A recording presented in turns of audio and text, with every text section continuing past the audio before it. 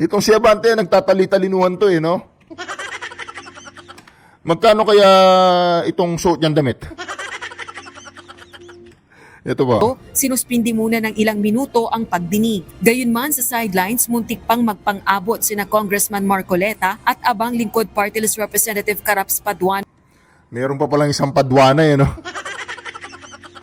Itong Paduana na to, pag, ay, sigurado. Hoy, Paduana, taga-Tarlac yan. Mag-ingat-ingat ka dyan sa mga taga-Tarlac. Baka hindi mo alam kung saan pinanggalingan ni Senator Congressman Rodante Marcoleta. Alam mo, dun sa lugar ni Senator Congressman Rodante Marcoleta, mahal na mahal yan. Yung mga bahay nila, may picture. Ginawa sa kanya si Jose Rizal. Kaya ito si Paduana, gusto yatang makilala si Senator Congressman Rodante Marcoleta. Tanungin mo si Castro at si Brosa, sino mga kokosa nilang nandun. Baka magulantang kayo. Tuloy. No, pinigil ito na mga kapwa nila kongresista. O June, pagkatapos nga ng Nakakatawa tong si... Wala. Hindi naman kasi kami talaga nagkausap niyan. Ma'am, si President Marcos, nagkausap na ba ulit kayo amid sa mga nangyayari na ito? Wala. Hindi naman kasi kami talaga nagkausap niyan. Hindi kami magkaibigan. Reaction. Welcome back po sa ating channel, Reaction TVPH. Ito po pag-usapan natin ngayon na tunay nga kaya magkaibigan ang dalawang to, si Madam President Inday Sara Duterte at saka si Marcos Jr. Ito, pakinggan po natin. Wala. Hindi naman kasi kami talaga nagkausap niyan. Ma'am, si President Marcos, nagkausap na ba ulit kayo amid sa mga nangyayari na ito? Wala. Hindi naman kasi kami talaga nagkausap niyan. Hindi kami magkaibigan. Boom! Boom! Hindi daw sila magkaibigan. Ibig sabihin, ngayon, magkaaway na. Nung kumakampanya, siyempre, hindi naman niya sisiraan. Mabuting tao mga Duterte. O, di ba? Ngayon, naniniwala na kayo, hindi sila magkakulay. Naniniwala na kayo, hindi magkakulay ang kanilang mga balahibo. Different feather, we're not flock together. Binaligtad ko lang po yun. Ito si Abante, ang kakulay niya yan eh. Kakulay ni Marcos Jr. yan. Hindi lang ako sigurado meron daw kaso to eh. Ang kaso nito, kasong, tingnan mo ang pagmumukha niya, mukhang keso. Ito ba mga minamahal kababayan, tuloy po natin ang video. Unang-una, nagkakilala lang kami dahil naging running mate kami. So, bago pa man kami naging running mates, hindi na kami nag-uusap. Alam niyo, pag sinabi nilang yung, gloves off ba yun? Yung talagang all out war. Nararamdaman ko na dito, all out war na to eh. Kayo, nararamdaman niyo rin po ba na all out war na to? Malupit po to, mga minamahal kong kababayan. Tuloy po natin. Nagkausap lang kami during campaign at dahil sa trabaho noon. But ngayon, hindi na kami nagkakausap. Ang kaibigan ko talaga si Senator Amy Mark. Huwag ka na makipagkaibigan dyan.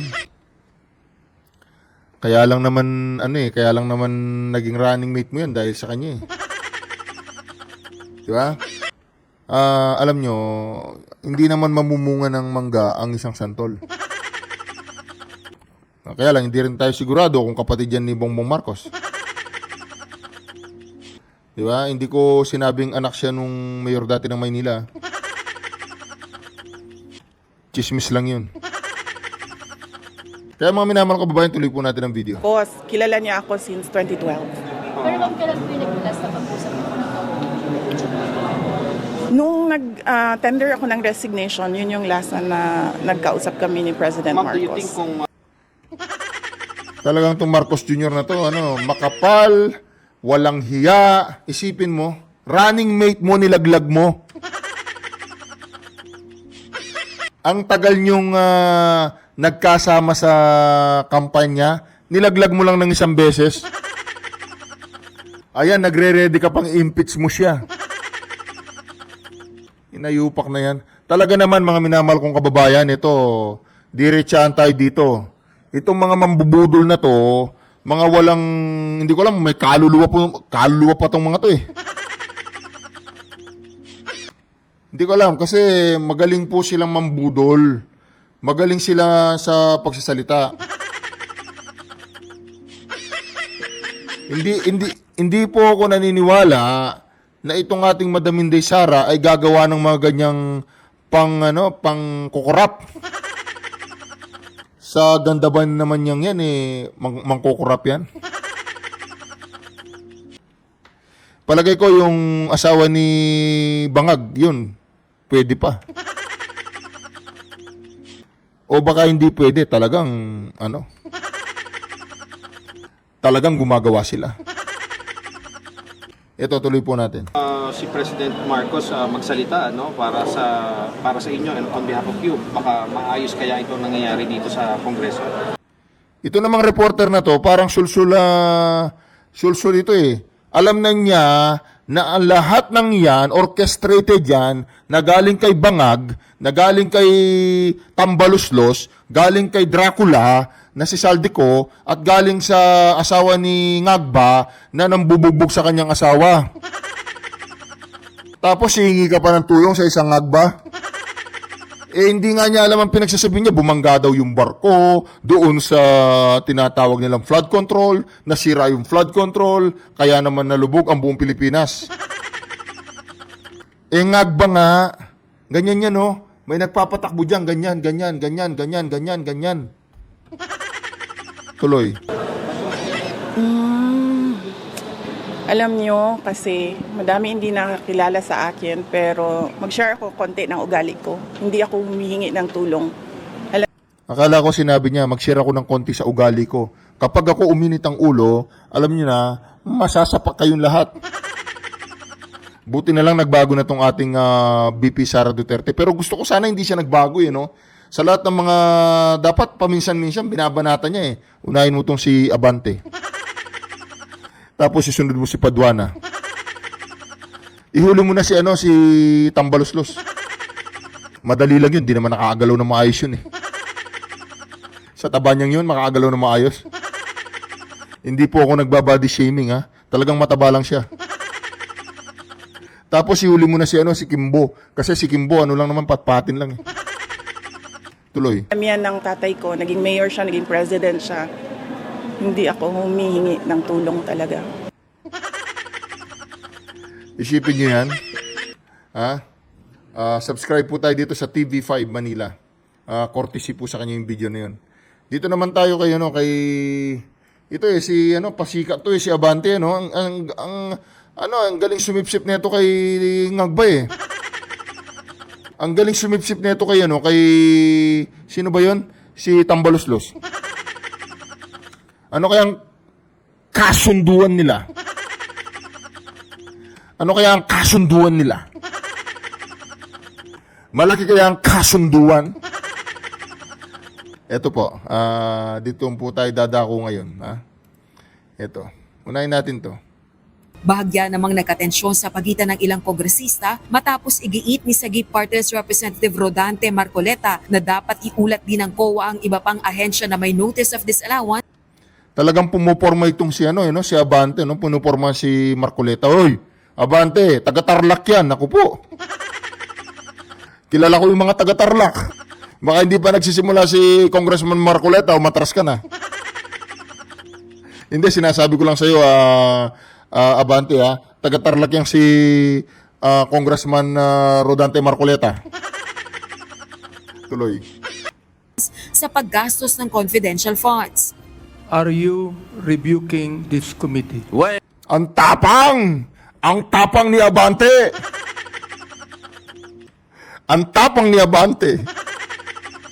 Hoy, Abante! Daan-daan ka dyan kay Congressman Marcoleta.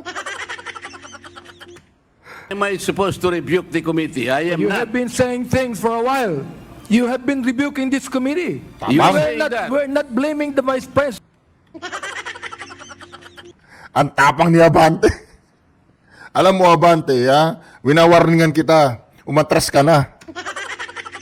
Hindi, joke lang po. Sige, Abante ka lang ng Abante. Bahala ka sa buhay mo. Tuloy. On this. asked Honorable the Marcoleta, question. we I asked are the not question. You do not have blaming the right to the... depend on that. One minute suspension is declared by the chair. Move to suspend. Bunsod nito. Asar talo nung si Abante, sabi niya, di ba kasama ka sa majority? Di ba nasa majority ka? Bakit hindi ka sumasabay sa tugtugin? Bakit hindi ka namin kasama? Itong si Abante, nagtatali-talinuhan to no? Magkano kaya itong suot niyang damit? Ito ba? Sinuspindi muna ng ilang minuto ang pagdinig. Gayunman sa sidelines, muntik pang magpang-abot sina Congressman Marcoleta at abang lingkod party list Representative Caraps Paduan. Meron pa palang isang Paduana no? Itong Paduana na to, pag, ay sigurado. Hoy, Paduana, taga-Tarlac yan. Mag-ingat-ingat ka dyan sa mga taga-Tarlac. Baka hindi mo alam kung saan pinanggalingan ni Senator Congressman Rodante Marcoleta. Alam mo, dun sa lugar ni Senator Congressman Rodante Marcoleta, mahal na mahal yan. Yung mga bahay nila, may picture. Ginawa sa kanya si Jose Rizal, Paduano, tsaka si Abante, no? Kung umasta sila kay Abante, Paduano, for your information, kilala nyo si Lopez, yung may-ari ng ABS-CBN? Yun, tiklop kay Congressman Rodante Marcoleta. Baka hindi nyo kilala si Lopez. Siya lang naman may-ari ng ABS-CBN. Tsaka kalahati ng Makati. Pero tiklop kay Senator Congressman Marcoleta. Ang malaking katanungan, sino ba si Congressman Rodante Marcoleta? Itong mga epal na to talagang kumakaasta, kala mo uubra Taga saan ba kayo? Taga Maynila? Hindi ko minamalit yung mga taga Maynila dahil taga Maynila din ako. Pero si Senator Congressman Rodante Marcoleta, taga Tarlac po yan. Kaya si Abante, sige diretso ka lang, Abante ka lang ng Abante. Walang walang titiklop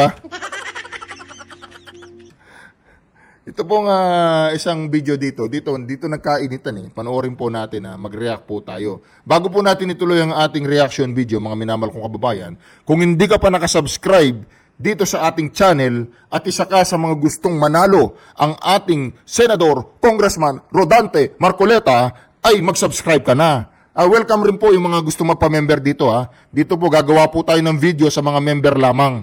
Kaya habang-abang lang po yung mga member dahil hindi pa po nagagawa yung video.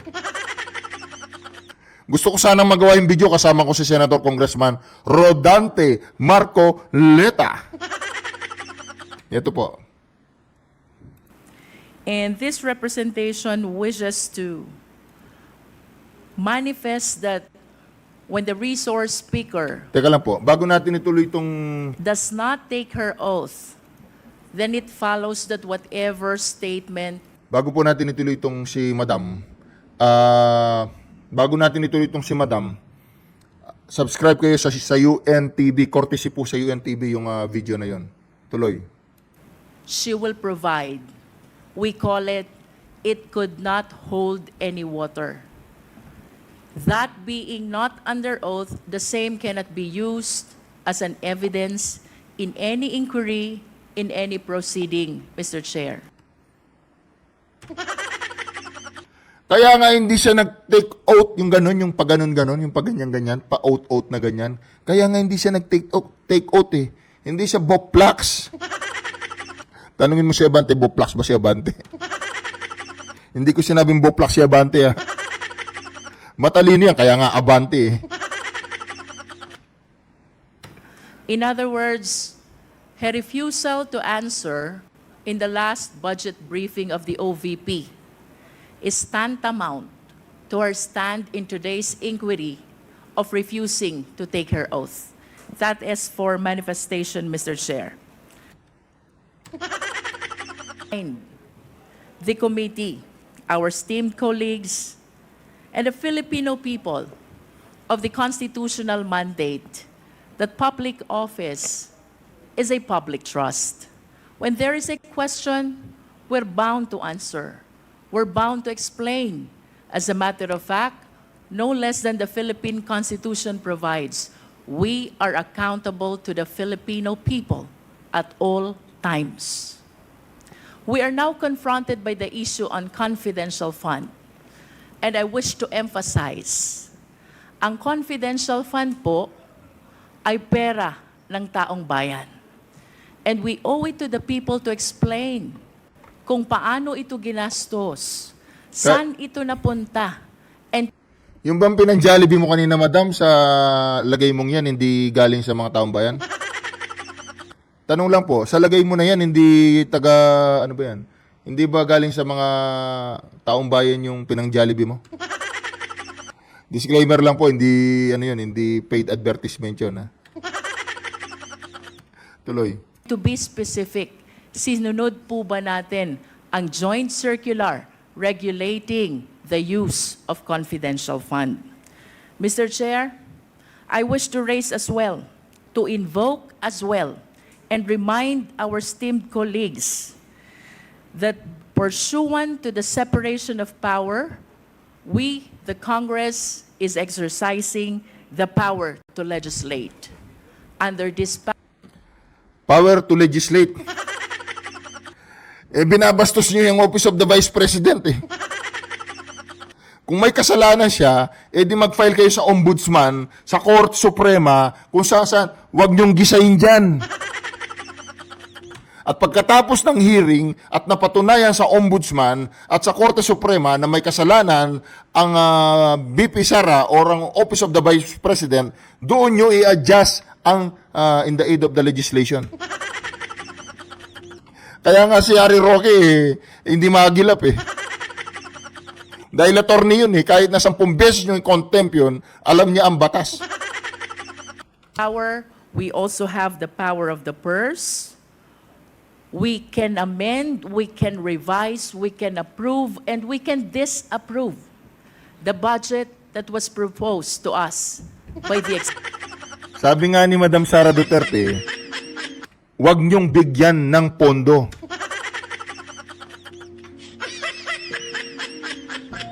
Ang kulit niyo eh. 'Di ba sabi niyo yung ano ba 'yon, yung sinasabi lang disallowance na 'yon? Disallowance. Bahala kayo sa buhay niyo, ba't nagpapakapagod kayo diyan? Kayong lahat na nang bastos at may mga ginawa kayong kabalastugan sa gobyerno. -10 kayo sa langit. executive. And I wish to remind as well that the best instrument which shows the power of the purse of the people is no less than the General Appropriations Bill. Ano yun na po natin to? I-advance na natin. Si Marcoleta na. Yan. Diyan na tayo. Ay, yan. Sige. Yan. Okay. Mr. Chair, consume 4 Just minutes. one question, Mr. Chair. Mr. Chair, Just one question. Yes, the Honorable Marcoleta. may I offer a counter manifestation, Mr. Chair? Later. Teka lang, sir. Sa Senator Congressman Marcoleta. O, tuloy. Po, 1 minute na lang po siya and then Kasi I will baka makalimutan yung continuity, yung flow ng discussion. I'd like to ask only, Mr. Chair, by way of manifestation, is there anybody who is questioning the power of the purse of Congress? Is there anybody who is questioning the legislative function and oversight function of Congress? Is there? Because if there is none, then we are not supposed to overextend the discussion or any manifestation because nobody is questioning that. And I think nobody could question that. Even the privileged speech of the Honorable Valeriano. I think the proper question there, the proper title is not asserting the power of the purse. We should not assert it because that power is inherent in us. Asserting or not asserting that power is of no moment. Yun po ay birthright. Yun po is inherent right of Congress. And let me make of record, the office of the Vice President, to my mind, did not undermine the power of the purse. When she personally came in the first hearing and presented herself, including the budget by way of a PowerPoint presentation, she made a presentation, Mr. Chair. And after that, she made a categorical statement that she said, I forgo, Madam Chair, I forgo my opportunity to defend the budget of the Office of the President by way of question and answer, and instead I leave it to the discretion of the House of Representatives on their decision to decide on the proposal as presented. This is a very respectful answer. Mr. Chair, I did not find any offensive remark in that particular statement. She gave the entire House of Representatives the entire discretion, the entire right to decide on the proposal she presented before us. Why would we blame her for saying that she disrespected Congress? No, sir. I think it was triggered by the fact that questions were asked in relation to the confidential and intelligence funds. To my mind, Mr. Chair, these particular funds were subjected to a notice of disallowance.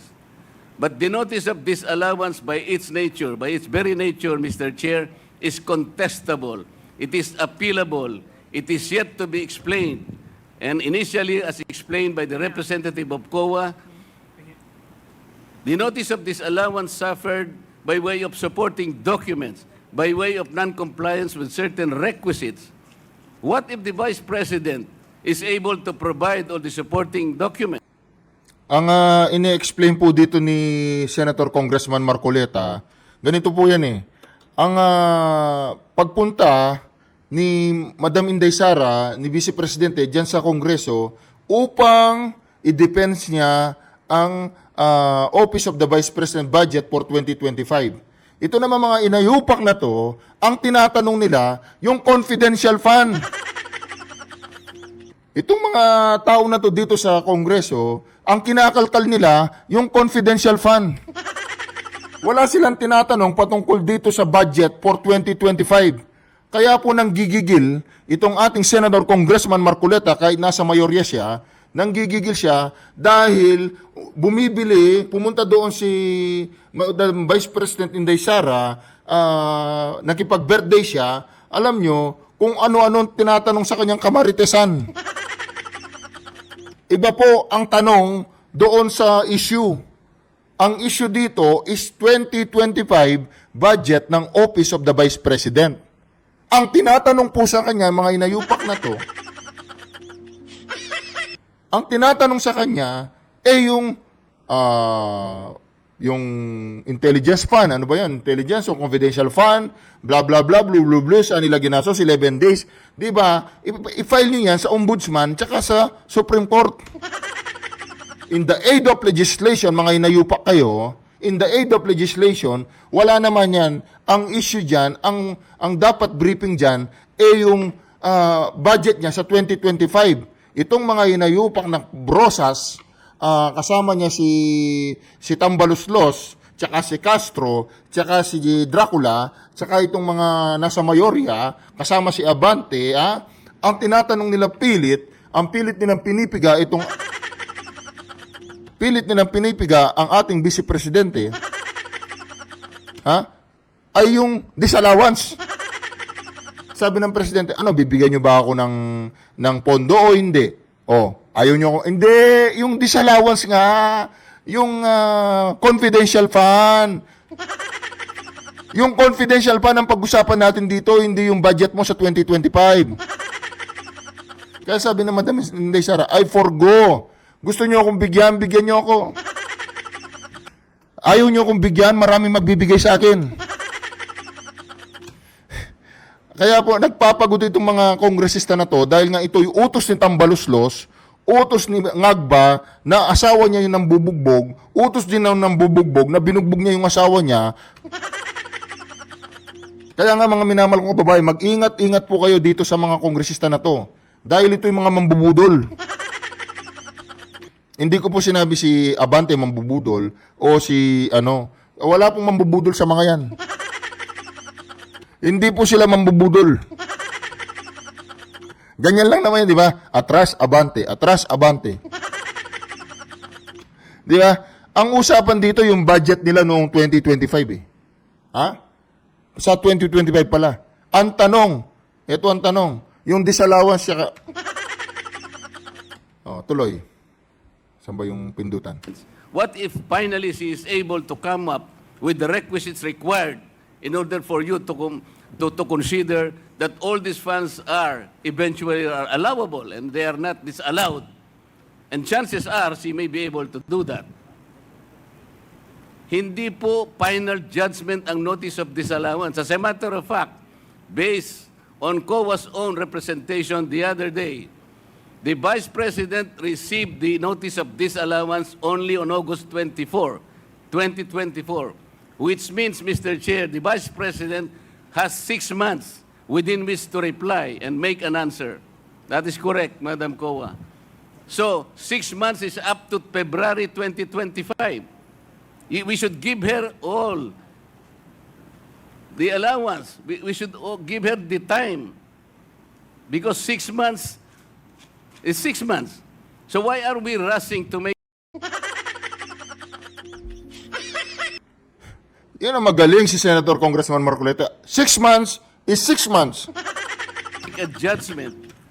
As a matter of fact, as I have already initiated earlier, Mr. Chair, when you said that anything we can discuss in this committee provided it is of public interest, and you said that intelligence funds and confidential funds are public interest, but I said because of our own rules, we should make a prior and preliminary determination that is directly and principally connected to malfeasance, misfeasance, or non-feasance. We have not made that determination. How can we now begin questioning whether or not the intelligence funds covered by an initial notice of disallowance is already directly and principally connected with non-feasance or misfeasance or malfeasance? Madam COA, how many agencies of government today are subjected to notice of disallowance? Do you have a number? How many agencies today? With all due respect to the Before honorable But that is a question I will leave, and I will Yes. terminate But- my manifestation, Madam. Yes, but I will. I I believe, would like Mr. to Chair, that respond. this is still my time. Yes, but I would like to. Dito na po magkakabanatan, ha? Dito na magkakabanatan. Hawak lang po, hawak, ha? Hawak lang kayo. Dito magkakabanatan. Dito sasabog ang ating Senator Congressman Marcoleta. Buti na lang, malayo-layo siya kay Abante. Kung hindi, naku po. Respond to your manifestation, Congressman Marcoleta. Parliamentary Let inquiry, me. Mr. Chair. Parliamentary inquiry What is the muna. parliamentary Ito, babana na si Abante dito. Abante! Abante! Abante! inquiry of the I would Honorable like to Abante? ask the Honorable Teka lang. Hindi ko po pinapangampanya si Abante, kahit barangay tanod, huwag niyong iboto to. Marcoleta, is he rebuking this committee? What is the question, Mr. Chair? Are you rebuking this committee? Why am I supposed to rebuke the committee? I am You not. have been saying things for a while. What? You have been rebuking this committee. You are saying that. We're not blaming the Vice President on this. I asked Honorable the Marcoleta, question. we I asked are the not question. So do not have blaming the right to the- demand that. 1 minute suspension is declared by the chair. Move to suspend. Nagtatapang-tapangan si Abante, ano? Pastor daw to eh. Hindi, balita ko lang. Hindi ko alam kung totoo o hindi. Sa pagmumukha niya kaya. Ito ba, mga minamahal ko kababayan, ha? Pakinggan po natin. Ayun, nanduro, nanduro po siya. Natakot si Congressman Marcoleta. Nagagawa lang niya yan kasi malayo siya kay Marcoleta. Ilapit mo kay Marcoleta yung papasok sa butas ng ilong niya. Tuloy. Tapang, tapang! Tapang! Umalis yung dalawa kasi hindi na matiis tong si Abante.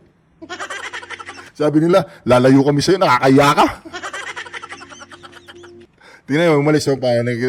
Tingnan nyo po. O, yan. Yan. Teka lang. Yan. Aalis yan. Tingnan nyo. O, tapang nanduduro. Tapang ayun nanduduro. Umalis yung dalawa.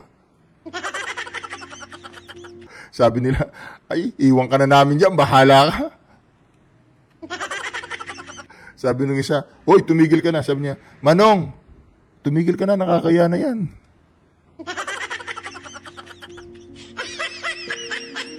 Tinatawanan lang siya ng dalawa. Yan, si Don Gonzales lumapit, tinapik. Sabi ni Don Gonzales, hoy, taga-Tarlac yan. Hoy, mag-ingat ka dyan. Ayan mo, si Don Gonzales, taga-Pampanga naman yan. Sabi ni Don Gonzales, kapit-bahay ko yan, kilala ko yan. Ayan, yun. Si Kong Marcoleta, simple lang, Sabi ni Kong Marcoleta, ay, ayaan mo sila. Ayan. Tapos, asar talo pa dito sa Paduano. Si Paduano, alam mo si Paduano, nagtitigas-tigasan din. Sabi ni Paduano, di ba mayorya tayo? Bakit mo kami binabanatan? Hindi mo kami kasing talino, matalino ka sa amin. Marcoleta, mas matalino ka sa amin, ba't ginaganyan mo kami? Di ba ikaw nagpasarado sa ABS-CBN? Hindi pala yung batas. Hindi si Marcoleta, yung batas. Kaya lang, hindi sila makakuha ng butas. Dahil malupit sa mga butas si Marcoleta. Uy, ibang butas ang iniisip ninyo, ha? O, tingnan po ninyo, ha? Wait lang kayo. Lalapit si Paduano dyan. Mampu tayo. Teka lang. Nasobraan sa sa kadyot. Yan. Lalapit si dyan. Lalapit. Ayan. Magkakainitan doon sa sulok dyan. Pero siyempre, hindi na ipapalabas dito sa Kongreso yan. Itatago na yan. Tatakbo yung isa. Ayun tumakbo yung babae. Lumapit din si Abante. Pero si Abante, hindi siya maka-abante. Hanggang doon sa sulok lang si Abante. Baka ma-tsako ni Congressman Marcoleta. Hindi, pinakita ko na po sa inyo kanina. Ipapakita ko ulit, ha. Nagkainitan sila ng Paduano ito. Papakita ko sa inyo. Yan. Panoorin po ninyo, ha. Man sa sidelines, muntik pang magpang-abot sina Congressman Marcoleta at abang lingkod party list Nakita nyo si Marcoleta? Nakita nyo po? Oh, buti na lang. Before I nandiyan recognize the Honorable Congressman Luis Tro. Teka lang, yan. Buti na lang po, nandiyan si Don Gonzales, Ayan, i-play natin. Play. Representative Caraps Paduano, Ayun, tingnan mo. Oo, naku po. Yan, ha. pinigil ito ng mga kapwa nila kongresista. Oh. Di po ba? Kaya mga minamahal kong kababayan, ito lang. Nagsisimula pa lang yan. Kung magtutuloy-tuloy yan, talagang mananalo na sa senador si Congressman Marcoleta. Kasi gustong-gusto niya yung laban na ganyan. Wala siyang inaatrasang ganyan si senador Congressman Marcoleta. Gustong-gusto niya yan para may pinapanood tayo. Para marami tayong content. Sige, Congressman, Senador Marcoleta, sugod. Si Abante ng Abante. Anyway, mga minamahal kong kababayan, ginagawa lang natin medyo katatawanan itong mga pero seryoso pong usapan yan.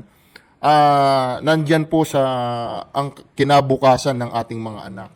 Kapag nagpatuloy po itong mga tuta ni Tambaluslos, tsaka ni tuta ni Ngagba, yung pera po ng kaban ng bayan, mauubos yan. Anyway, hanggang dito na muna. Kita-kita po tayo uli sa ating next video. Sa lahat po ng mga nag-members, maraming salamat po. Gagawa po tayo ng video para pasasalamat para sa kanila. At doon po sa mga gusto mag-member, welcome po kayo. At kung hindi ka pa nakasubscribe sa channel natin, mag-subscribe po kayo para manalo na si Congressman Senador Rodante Marcoleta. Palakpakan! God bless you all.